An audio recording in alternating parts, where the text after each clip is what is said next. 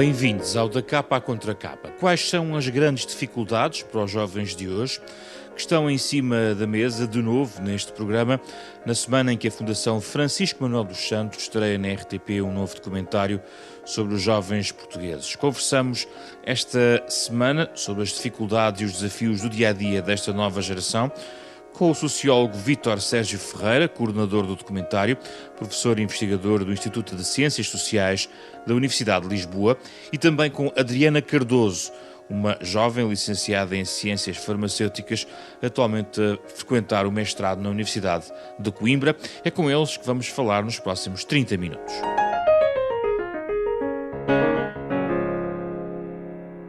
Muito obrigado pela vossa disponibilidade, Vítor e Adriana. Vamos começar sobre este documentário, olhar para as questões que dizem respeito àquele momento que é também chave na vida de um jovem, que às vezes deixa de ser tão jovem, que é sair de casa dos pais, Vítor. Portugal é um dos países onde se sai mais tarde de casa dos pais. Isto pode quase abrir a janela a um conjunto de debates que tudo isto abre. Vínculos laborais precários, incertezas do ponto de vista de rendimento, condições de habitabilidade, inclusivamente, políticas de habitação. Há um conjunto político, até de natalidade. Qual é a chave? E é assim tão mau sair de casa dos pais tão tarde? Ou somos assim tão diferentes? Não somos assim tão diferentes, no sentido em que há um conjunto de países onde se sai de casa dos pais mais tarde também. E o mais tarde tem por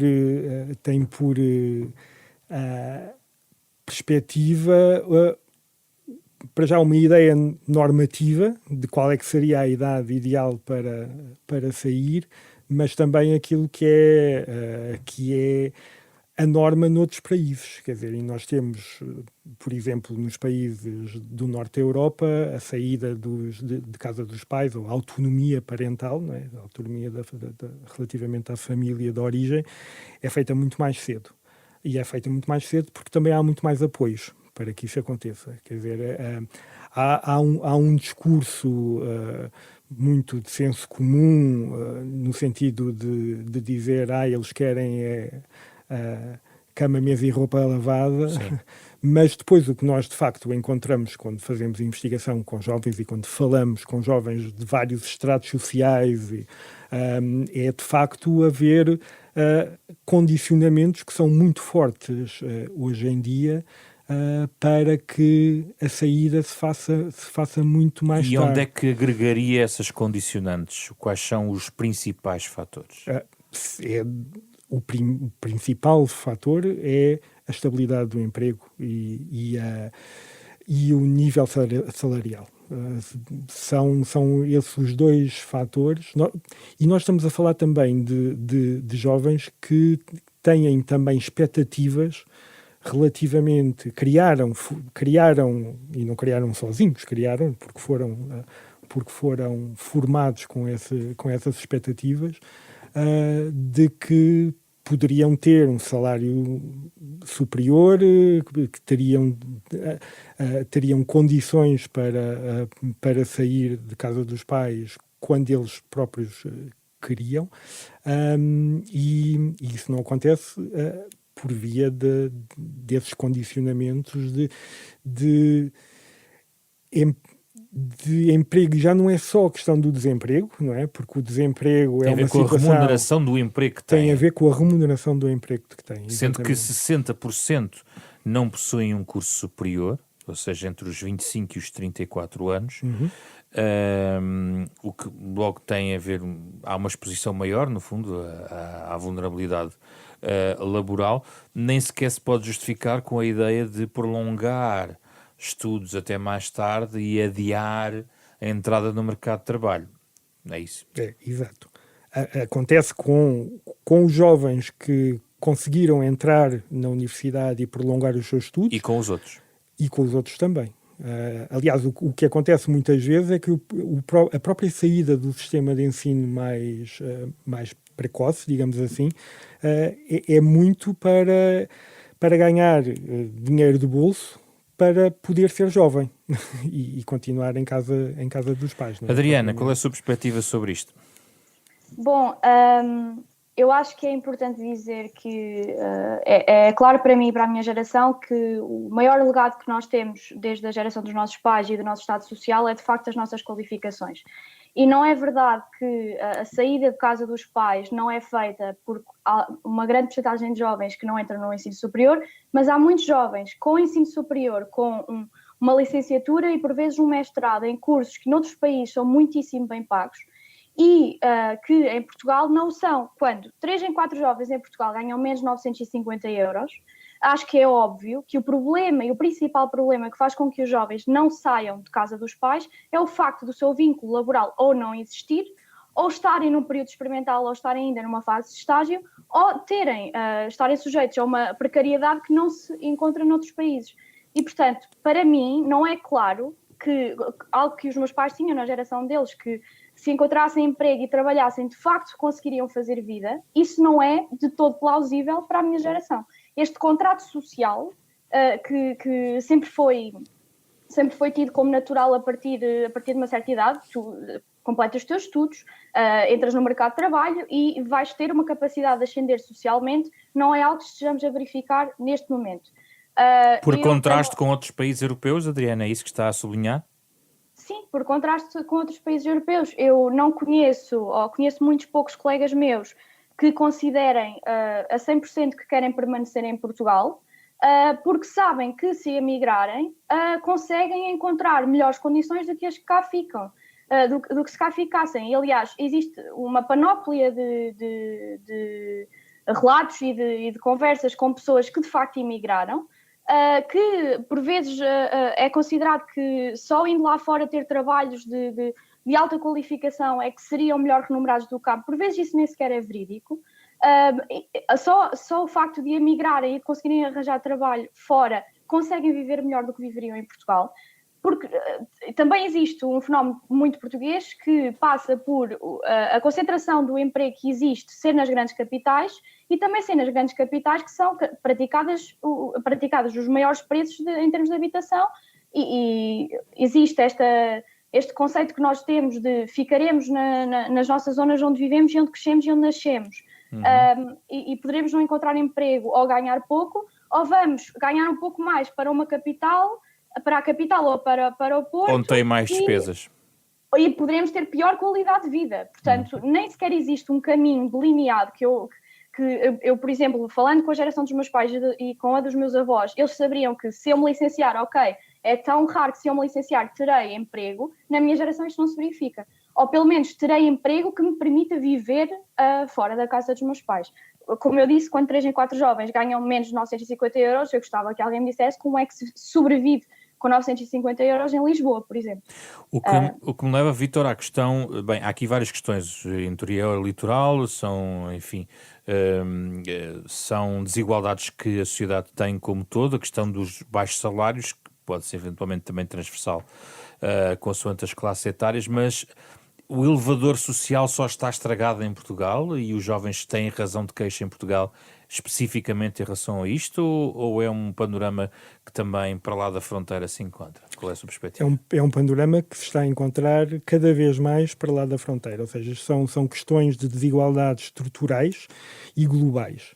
É claro que há países que têm estados sociais que são muito mais... têm uma almofada maior para poderem fazer face e apoiar este tipo de transições, que não é o caso português, mas de facto é um efeito, e é um efeito desta forma de capitalismo que nós estamos a assistir, financeiro, e que é uma tendência, é de facto uma tendência global. Inclusive é porque as próprias economias se globalizaram, ou seja, nós podemos descentralizar determinado tipo de empresas de um dia para o outro, de um país para o outro, quer dizer, e deixar um conjunto de trabalhadores sem trabalho. Mas isso não significa que haja uma descrença maior na associação entre estudos e posição laboral, ou seja, a ideia da compensação pelo estudo. Não, isso é uma coisa que eu acho que é muito importante, porque essa ideia muitas vezes é veiculada de que não vale a pena tirar um curso superior, e isso não é verdade. Ou seja, apesar de neste momento um curso superior já não ser uma certeza, um escudo protetor contra o emprego e nomeadamente o desemprego, e nomeadamente o emprego digno, não é?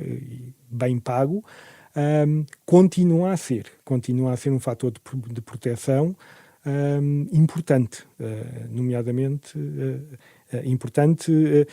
Agora, o que acontece é que, de facto, aqueles períodos experimentais e os períodos de estágio, sim, que sempre foram este tipo de flexibilidade ou de precariedade na inserção no mercado de trabalho sempre foi normal desde que nós ouvimos falar de transições para a idade adulta.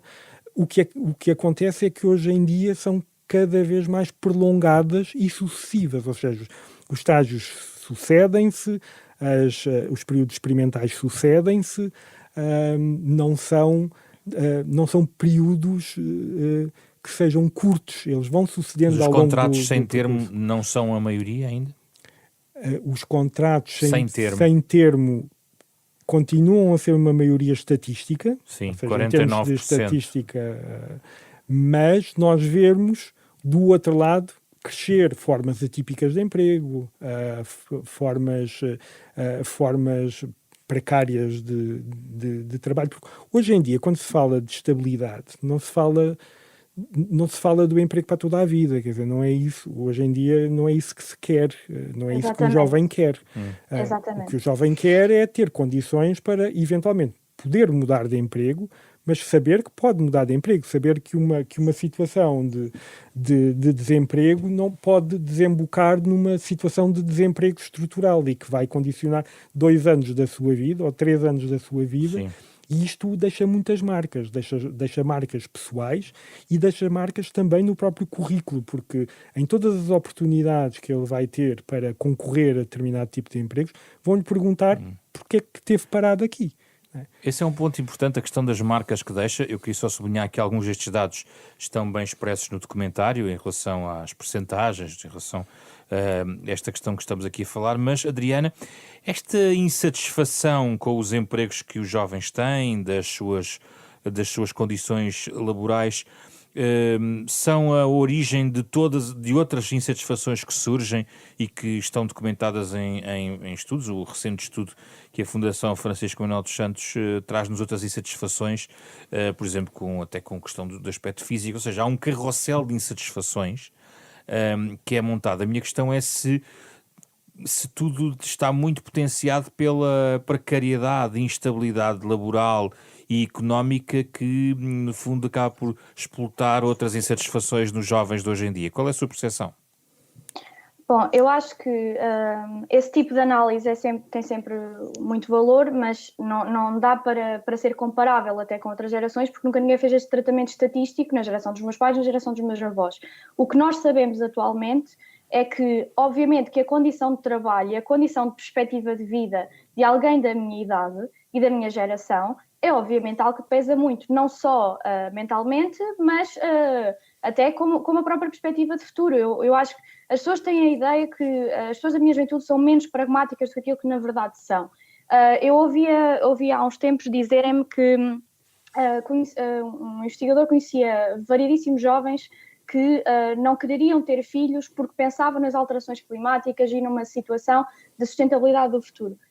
Eu, de facto, não conheço muitos jovens nessa condição, mas conheço muitos jovens que querem ter filhos, mas que chegam aos 27 anos e ainda não recebem mais do que 950 euros. Portanto, quando estamos neste nível e nesta condição social que a minha geração neste momento está a passar, eu acho que sim, acho que tudo o que envolve a nossa saúde mental e tudo o que envolve os nossos próprios relacionamentos, quando alguém sai de casa aos 30 anos, não é, em média, é óbvio que a capacidade de formar família, formar uma relação estável, de viver com um parceiro e começar este tipo de trabalho de relação não é o mesmo que a geração dos meus pais teve, que saiu aos 20 e poucos anos de casa. Não é incomparável. Temos pelo menos uma década perdida. Isto verifica-se muito nos números da natalidade, no sentido em que cada vez mais as pessoas da minha geração atrasam a altura de terem filhos, porque começam de facto esta vida mais tarde. É óbvio que quando a condição laboral e a condição social impactam em tudo o percurso de vida da minha geração, é óbvio que tem um peso substancial. Eu não consigo quantificar porque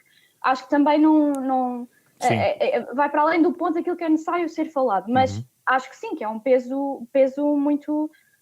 tem um grande peso, e as conversas que eu tenho com as pessoas da minha idade, que eu que estou no mestrado integrado e que irei para o ano entrar no mercado de trabalho, é muito à volta disto, de teremos emprego, será que tenho emprego a um nível de remuneração que possa ser de casa dos meus pais, será que transito para Lisboa para poder entrar numa multinacional para poder receber mais dinheiro ou ficarei na zona onde nasci. Este tipo de conversas é o tipo de conversas que eu sinto.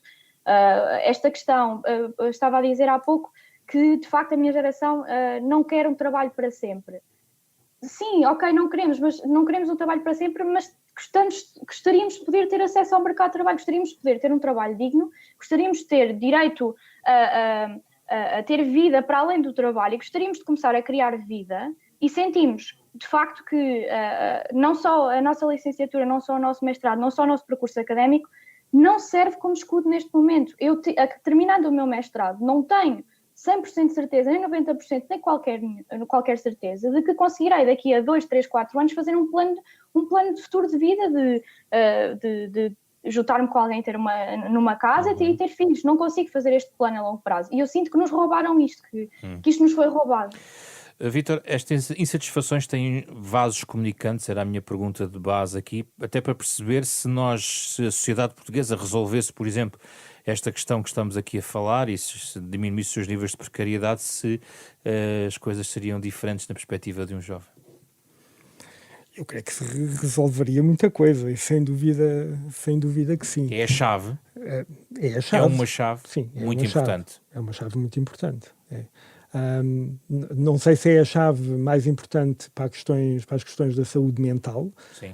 É uma chave que eventualmente teremos que ter em conta, ou seja, esta ideia de que hoje em dia existem mais dados que nos dizem que determinado tipo de patologias de saúde mental existem mais entre os jovens. Eu referia-me mais às insatisfações, por exemplo, com a aparência, que é uma das grandes conclusões do último estudo, insatisfações que se volumam também e que num contexto em que nada parece seguro, isto é um raciocínio de senso comum, podem fazer o seu caminho, apesar de tudo, numa geração. E isso está... Esse investimento na aparência e no investimento no corpo é algo que sempre foi inerente à condição juvenil, digamos assim, porque a própria imagem do jovem é uma imagem corporal, não é? E é uma imagem muito valorizada. Ou seja, nós queremos manter-nos com uma aparência jovem até cada vez mais tarde. Quer dizer, e desse ponto de vista... ela já... E é uma imagem que é cultuada dentro do mercado de design corporal desde muito cedo. Agora, o que acontece é que hoje esse próprio mercado também é muito mais detalhado, digamos assim, tem muito mais, vende muito mais pormenores, não é? E, ao mesmo tempo, as próprias referências dos jovens para... referências corporais dos jovens e de imagem também estão muito mais democratizadas, ou seja, já não estamos a pensar nas superestrelas, não é? Mas são muito cotidianas, quer dizer, e aí as redes sociais deram esse salto de pensar que se pode chegar a determinado tipo de imagem mais perfeita, digamos assim, porque a amiga ou alguém que não é propriamente uma celebridade conseguiu chegar, ou pelo menos mostrar. Há aqui um ponto que Adriana estava a sublinhar, que já tomei nota na sua intervenção, que tem a ver com uma comparação que faz em relação aos seus pais, por exemplo. E é uma maneira de perceber onde está, é comparar de facto onde estavam os seus pais. Esta ideia de uma linhagem intergeracional que se vai degradando, em que os filhos já não podem aspirar a ter melhor do que os pais, ao contrário do que seria eventualmente um sintoma ao contrário mesmo de uma certa prosperidade intergeracional. Isto está muito presente na cabeça dos jovens globais. Isto bate certo, esta preocupação que a Adriana, esta forma como a Adriana aqui coloca as questões, bate certo nos estudos que hoje em dia são feitos, e o Vítor coordena muitos desses estudos. Sim. Bate certo. Bate certo, mas é preciso relativizar também este tipo de... Não é relativizar a opinião da Adriana. Sim, claro. Mas é relativizar em termos do que é que isso quer dizer hoje em dia na sociedade portuguesa. E o que acontece é que a escola democratizou-se, o ensino superior abriu-se muito mais do que no tempo dos nossos pais e dos nossos avós, fundamentalmente, e isto fez com que também o próprio valor de empregabilidade do diploma vá decrescendo. Ou seja, nós não podemos também encarar a ideia de um curso superior ou do ensino superior como uma agência de emprego. Há muito mais experiências que são importantes e são dadas pelo ensino superior.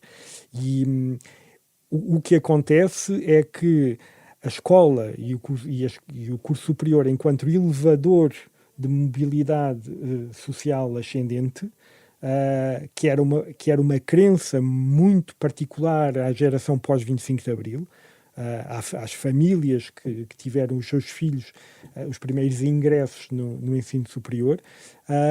Hoje em dia já não é um destino, ou seja, não é um destino certo. Ele vai propiciar a manutenção de determinados estatutos sociais que já são beneficiados, não é? E temos alguns estudos, por exemplo, há um estudo do professor Miguel Chaves sobre os advogados e sobre os licenciados em Direito. E o que ele foi um dos cursos que mais se alargou, e o que ele vai ver é que esse alargamento já não se faz na entrada no curso de Direito, mas faz à saída no mercado de trabalho. E à saída tem uma série de capitais, não é? Desde o facto de capitais sociais que são partilhados pela família, e outro tipo de capitais. Sim. Que são mobilizados e que têm muita importância para que, de facto, essa mobilidade social aconteça. Adriana, deixa-me aqui colocar a questão também das mulheres. É uma mulher jovem, a Adriana, e nós vemos, até no documentário isso também se mostra, que essa desigualdade de género já existe logo desde o início. As raparigas têm salários mais baixos em média, já estão mais desempregadas em idades comparativas à entrada no mercado de trabalho, ou seja, eventualmente até um sucesso educativo das raparigas depois não tem efeitos na entrada no mercado de trabalho. Sente isso? Pronuncia isso? Está preocupada com isso? O que é que a Adriana nos tem a dizer sobre isto? Eu acho que, primeiro sendo mulher e depois sendo uma pessoa consciente em todo o tipo de privilégios que existem em termos de sociedade, é óbvio que me preocupa que estatisticamente eu, sendo mulher, poderei ser prejudicada em relação a um homem. O que eu sinto muito, e é algo que espero que venha a mudar e a transitar na minha geração, é a maneira como é encarado o papel do homem na sociedade e o papel da mulher na sociedade, cada vez deixar mais de ser distinto em questões tão básicas como, nomeadamente, o trabalho doméstico. Quando uma mulher faz o dobro do trabalho doméstico mensal que um homem faz, ainda na minha geração, ainda temos um longo caminho por percorrer. Quando falava, por exemplo, em situações que poderiam melhorar o nosso currículo e que, para falar, por exemplo, no envolvimento político, quando a política é feita muito em jantares ao fim do dia e em reuniões marcadas esporadicamente e numa idade em que as pessoas podem já estar a formar família, quando uma mãe se coloca na situação de pensar, será que vou envolver-me politicamente e vou melhorar-me politicamente ou vou ficar em casa com os meus filhos? Eu não acho que um homem faça exatamente este mesmo raciocínio. É óbvio que estas desigualdades são sentidas ainda, espero eu que venham a transitar, mas eu vejo na minha geração uma maior preocupação, de facto, com a entrada no mercado de trabalho, propriamente com essa questão, com a nossa questão de género nos prejudicar na entrada no mercado de trabalho. Eu, no documentário é falado, por exemplo, que os homens passam mais tempo, os homens, jovens rapazes, passam mais tempo em atividades extracurriculares do que mulheres passam. As raparigas acabam por passar mais tempo a estudar. E os rapazes acabam por passar mais tempo em atividades extracurriculares. Não disputo, não é algo que eu disputo, mas acho que não é algo que eu consiga dizer que automaticamente me impacta a mim ou que vai prejudicar a minha entrada no mercado. Mas, Adriana, porquê é que culturalmente a sua geração não mostra ainda totais sinais de inversão da tendência, por exemplo, na desigualdade no trabalho doméstico? Quando um jovem casal hoje se constitui eventualmente, ainda há muitos sinais de que, digamos, o desequilíbrio ainda persiste. Sim, eu persisto, primeiro porque Portugal acho que é um país muito conservador e porque é óbvio que os jovens rapazes tentam mimicar o comportamento que vêem em casa e as jovens raparigas fazem exatamente o mesmo. E existem inclusive as jovens raparigas que dentro da sua própria casa e vivendo com os seus pais já têm trabalho doméstico e os rapazes, por exemplo, não têm. E, portanto, quando transitam da casa dos pais e depois vão, de facto, viver junto um jovem rapaz e uma jovem rapariga, se de facto já não tinha, o jovem rapaz não tinha trabalho doméstico e a rapariga já tinha, acaba por mimicar esse tipo de comportamento. E, para além de tudo mais, acho que cada vez mais, seja em Portugal ou seja no mundo, também cabe a nós, jovens raparigas, quando nos somos confrontadas com esta situação, deixar bem claro que isso não é algo que possa ser feito. Uma pessoa, quando temos um jovem casal que trabalham exatamente o mesmo número de horas e chegados ao fim da semana, a rapariga ainda trabalhou o dobro de horas em termos de trabalho doméstico que o rapaz trabalhou, isso não é algo que nós temos que deixar como não sendo aceitável. Mas, pode ser aceitável. Mas dialogam, o rapaz e a rapariga dialogam sobre este tema?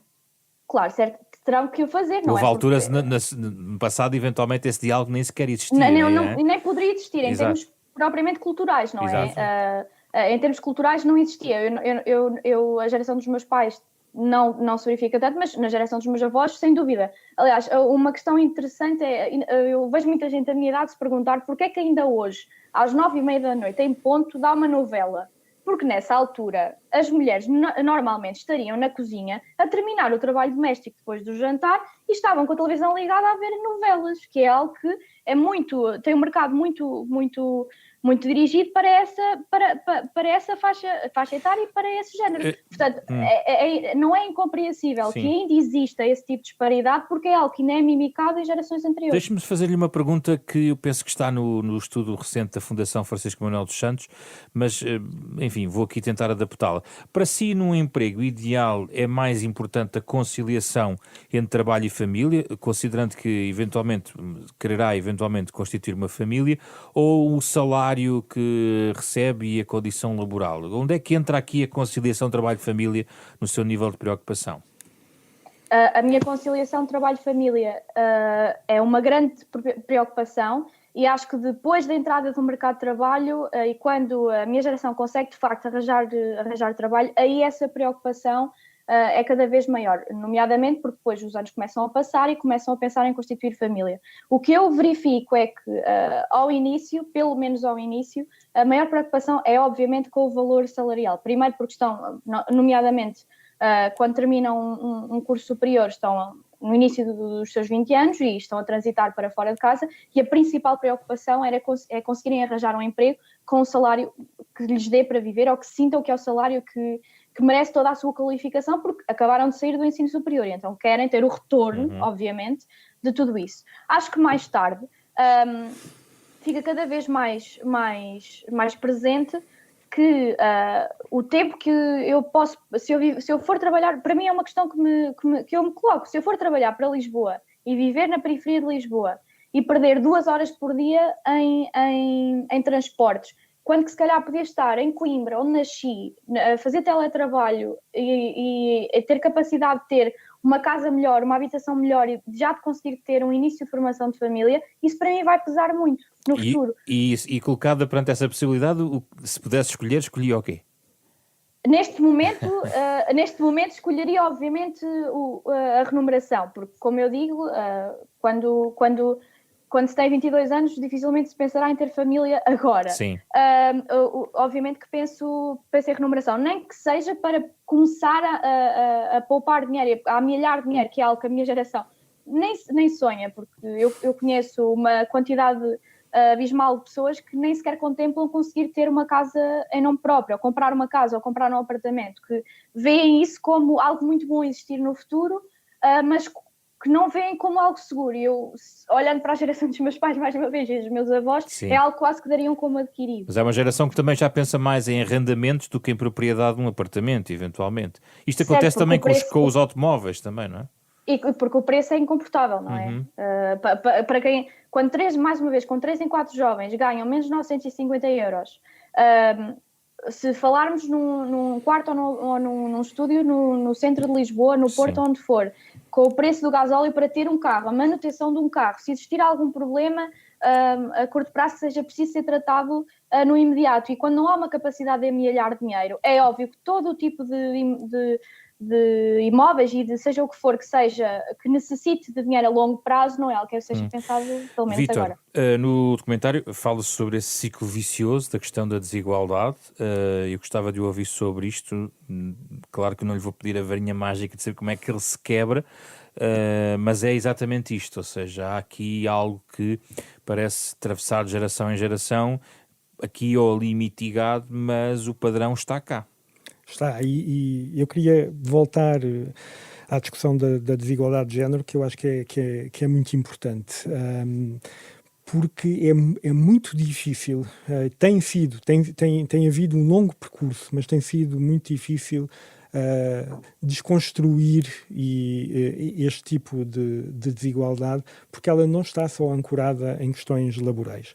E os dados do inquérito da Fundação foram muito claros acerca da parte afetiva e da forma como...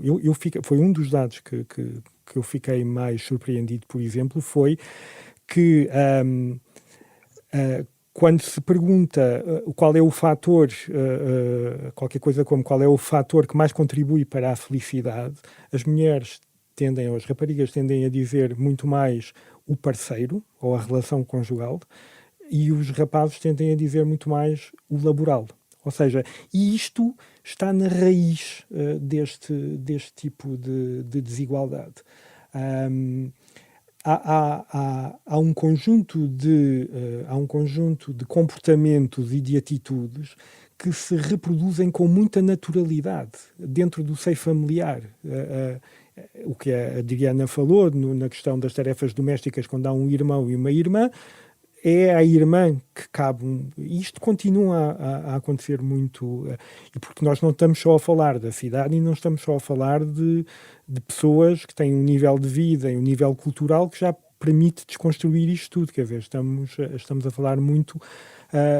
devemos também olhar para outro tipo de famílias que continuam a reproduzir muito este tipo de comportamentos e a valorizá-lo.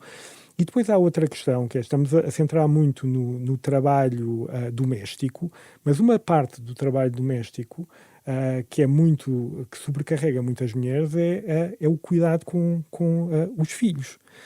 E isto também é, ao mesmo tempo, um privilégio que muitas vezes é difícil.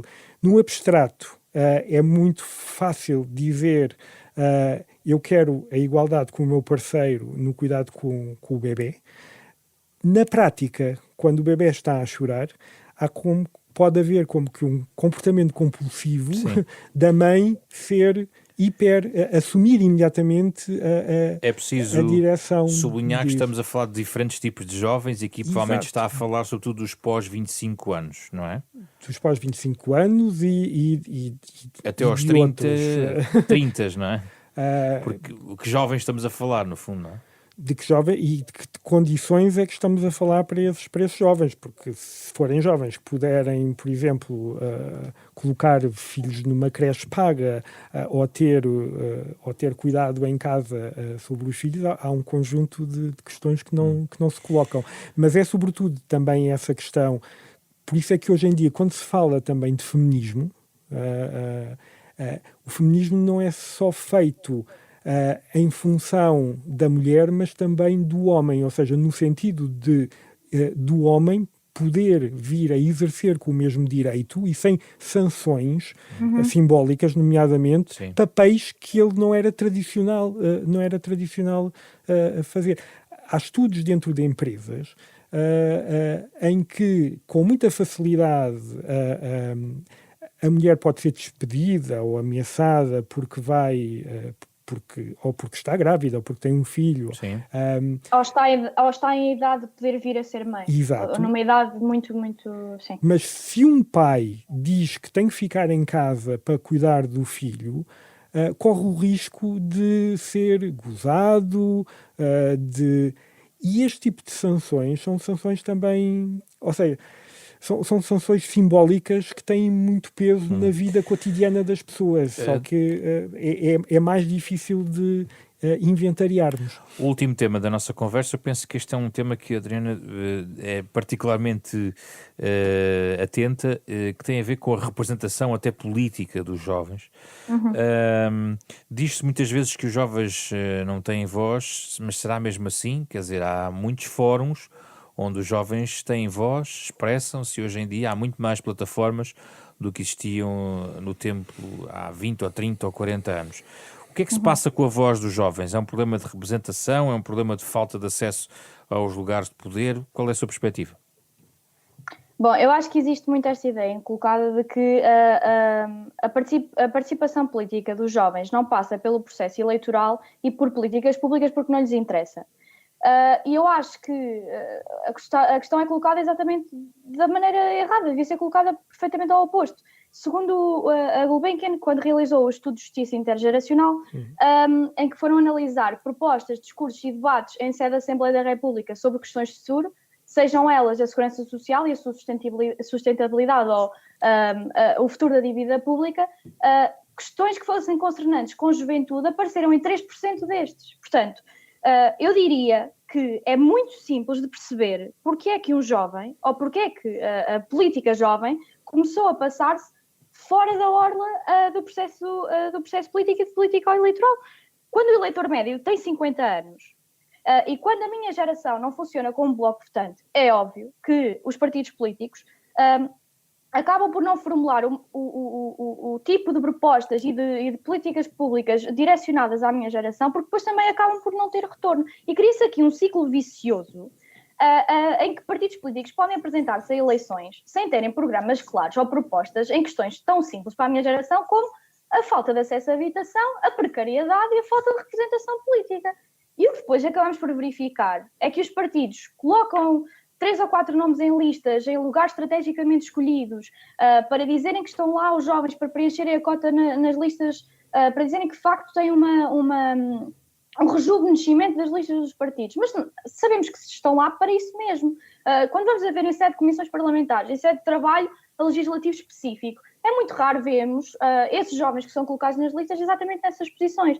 E então é muito simples de a minha geração olhar para uma Assembleia da República que foi feita para representar de facto a população. Quando 15 aos 35 anos são 20% da população, é muito fácil de olhar para a Assembleia da República e não nos sentirmos representados. É muito fácil de olharmos para o processo político-eleitoral e não nos sentirmos representados. Porque esta questão que estava a falar, que é muito relevante, da minha geração se envolver politicamente de formas paralelas ao processo eleitoral, que eu acho que são muito meritórias e que têm muitíssimo mérito, mas acabam por ser, por vezes, questões de nicho, fazem com que a minha geração não seja, de facto, um bloco eleitoral e que muitas vezes acaba por votar de uma maneira desinteressada, até com as próprias questões de si próprios, ou acabem até por não votar. E, portanto, acho que existe muito trabalho feito por muitas associações e muitos projetos fora da orla do processo eleitoral, mas para mim é muito importante colocar esta responsabilidade e esta ideia de que políticas públicas feitas hoje em dia para o futuro, que nos vão impactar a longo prazo, nós temos que estar de alguma maneira temos que ser partes da conversa, temos que fazer parte deste processo. E portanto que os partidos, mas se os partidos agregam de certa maneira alguns jovens, é insuficiente, é em quantidade ou é mais a qualidade das intervenções? Eu acho que é tudo, acho que é um conjunto. Como eu disse, o eleitor médio tem 50 anos. Portanto, se formos a verificar de facto quais é que foram os principais programas dos partidos que se colocaram à Assembleia da República, os partidos que têm a maior percentagem de voto jovem, e nomeadamente partidos que estão a entrar novos, estão a ter este tipo de voto da minha geração porque apresentam propostas, aqui sem fazer uma consideração acerca do mérito e das soluções apresentadas serem corretas ou não. Sim. Mas partidos como o LIVRE, a Iniciativa Liberal, têm muito este peso da minha geração em termos de eleitores, porque pelo menos identificam os problemas da minha geração e o seu eleitorado deve considerar que as propostas são as certas, acabam por votar porque concordam com as soluções. Nós verificamos o maior problema, e acho que isto já é algo que é admitido pelos próprios partidos, o maior problema por exemplo, do Partido Socialista é a camada jovem que vota no Partido Socialista é extremamente reduzida. Isto é um problema, obviamente, de sustentabilidade no futuro. Quando o bloco eleitoral jovem, que não existe e que não vota, e os jovens de forma desagregada votam, mesmo mais uma vez, contra os seus próprios interesses, e acabam por não ter reivindicações de políticas públicas e político-partidárias que sejam tão óbvias como o bloco eleitoral, por exemplo, dos pensionistas, funcionários públicos, acabamos por não ter políticas públicas e propostas eleitorais que sejam direcionadas a nós. Mas pensa que os jovens têm poucas bandeiras agregadoras? Também? Eu acho que eu não tenho qualquer problema, ou pelo contrário, vejo com muito mérito que as bandeiras de questões sociais e de questões de sustentabilidade em termos de alterações climáticas e em questões raciais, em questões de género, essas bandeiras sejam levantadas pela minha geração, mas acho que a minha geração devia pensar que o processo eleitoral é a forma de nós levantarmos bandeiras que são comuns a todos nós. Depois poderemos escolher em diferentes tipos de partidos as soluções que cada um de nós considerará, obviamente, que são adequadas para responder a essas questões. Mais uma vez, a falta de acesso à habitação, a falta de acesso a um emprego digno e bem remunerado para as qualificações que têm, quer dizer, o Estado Social e as nossas universidades públicas formam-nos e somos extremamente qualificados e depois não nos conseguem reter e depois temos que ir para fora. Isto também é uma perda de investimento para o próprio país. E depois, claro, a questão de representação político-partidária, mas acho que isso é um problema e é uma questão que deve ser pensada pelos próprios partidos internamente. Acho que a minha geração, quando não consegue encontrar ou identificar estes problemas como sendo comuns a toda a minha geração e colocando-se de lado o processo eleitoral, cria esta bola de neve. Vítor Sérgio Ferreira, nós acabámos de marcar a democracia tem mais tempo de vida do que a ditadura e neste tempo praticamente metade neste milénio, digamos assim. Do milénio anterior, tome nota que algumas bandeiras foram movidas pelos jovens, ou seja, nos últimos 15 anos do século passado, questões como luta pelas propinas, o serviço militar obrigatório, prova geral de acesso ao ensino superior, foram levantadas por jovens, derrubaram inclusivamente alguns ministros da educação, ou pelo menos pressionaram bastante, e a partir do momento em que mudámos de milénio, parece que isso desapareceu. O que é que aconteceu na representação e no poder dos jovens para fazer mudanças do ponto de vista político? Isso é a pergunta do milhão. Eu não creio que não creio que tenha desaparecido. O que aconteceu é que muitas dessas causas pelas quais os jovens se mobilizaram foram causas que não foram ganhas. Ou seja, as propinas não foram ganhas, continuam a existir. O serviço militar obrigatório que foi? O serviço militar obrigatório. Serviço militar foi precedeu, aliás, essa questão das propinas. Foi, mas também na época, digamos que era uma causa que era muito... o Estado partilhava dessa causa. Sim. Hoje, por exemplo, já não partilha tanto e já se está a pensar em modificar isso. O que espero que os jovens venham também a mover-se relativamente a essa causa. Mas mobilizaram-se para causas que acabaram por perder, é isso que o Vítor estava a sublinhar. há algumas causas que foram perdidas e, sobretudo, acompanhando essas mobilizações, houve vozes que subalternizaram muito aquelas vozes. Quer dizer, não, mais uma vez, as propinas, que eu acho que é aquilo que toda a gente que viveu essa questão se lembra, é da crónica do Vicente Jorge Silva a chamar de geração rasca. Mas já foi há 30 anos, há mais de 30 anos. Mas sobrepôs, ou seja, esse rótulo sobrepôs e desqualificou aquela luta especificamente. Ela está a ser recuperada agora. Mas, por exemplo, há 10 anos houve manifestações relacionadas com a intervenção da Troika, com muitos jovens a saírem à rua, sobre a inevitabilidade de emigrar devido às condições que a austeridade lhes impunha. Foi talvez o último momento em que eu vi de facto mais mobilização de jovens em Portugal. Exato. Houve mobilização nas ruas e houve a automobilização que é emigrar. Que é também. Mas como a Adriana sublinhou, muda um pouco nos partidos. A Adriana estava a sublinhar isso. Os jovens, há cada vez mais vozes representativas de jovens em conselhos consultivos. Não há, essas vozes não têm poder de decisão. Ou seja, há conselhos consultivos juvenis nas câmaras municipais, a nível local, a nível nacional, a nível internacional, na Comissão Europeia. Existem conselhos consultivos de juventude. Existem relatórios que são produzidos por esses conselhos e que são entregues às instâncias políticas.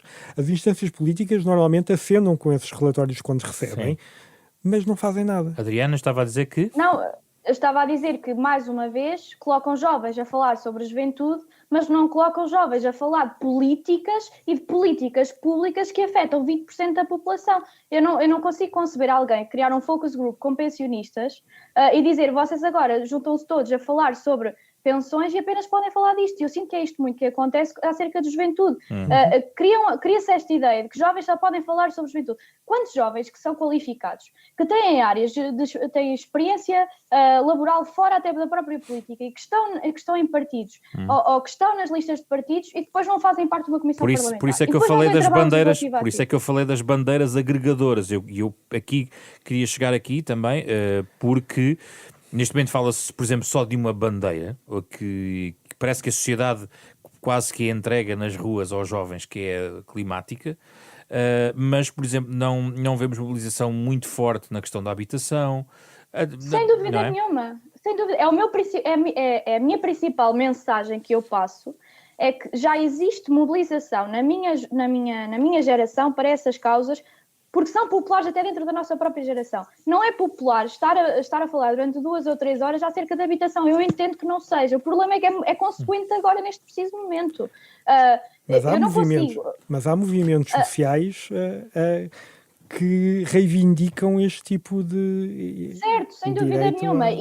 Sem dúvida nenhuma, mas eu mais uma vez repito que basta olhar para as plataformas políticas dos principais partidos que foram em eleições e verificar se existem, de facto, no topo das prioridades políticas que sejam pensadas para o futuro, incluindo ou pensando na minha geração como uma parte ativa e participante. Não existem. Não. E não existem. Acho que não existem. E não existem muito porque a minha geração, mais uma vez, permite que deixem de existir. Porque a minha geração permite que se faça política de forma periférica do processo eleitoral e não olha como o processo eleitoral como a principal forma de fazer política. Vitor, e é óbvio. Vamos só rematar este tema, só para fechar, em relação aqui à questão da participação política. Não, a Adriana tem toda a razão numa questão que é central, que é há cada vez menos jovens. Há aqui um problema que é um problema demográfico. Há cada vez menos jovens, o que faz com que o poder eleitoral que estes jovens têm, ou seja, o poder por colocar o voto na urna valha menos. Por parte. E isto associado a outra coisa que ainda não foi falada aqui e que eu acho que é muito importante falar-se, é que o qualitativo jovem é cada vez mais um qualitativo de subalternização de vozes. Ou seja, hoje em dia, a ideia, quando é utilizado no espaço mediático, no espaço político, o qualitativo jovem é qualquer coisa que remete para a falta de experiência, para a imaturidade. É depreciativo. Tem uma série de características que são depreciativas, a não ser as questões corporais e da imagem, Sim. aí é super positivo, não é? Mas é subalternizador. E há outra coisa associada a isto, que é, inclusive é por uma certa responsabilidade dos próprios sociólogos que se dedicam a isto, que é esta ideia do adiamento e do prolongamento da idade jovem. Do meu ponto de vista, nós hoje em dia já não estamos a assistir a um prolongamento da idade jovem, o que nós estamos a assistir é uma transformação daquilo que é a idade adulta. Ou seja, há uma série de características que tradicionalmente eram associadas à condição juvenil e que estão a ser passadas para a condição adulta. Só que continua a ser interpretado como sendo o prolongamento da idade jovem.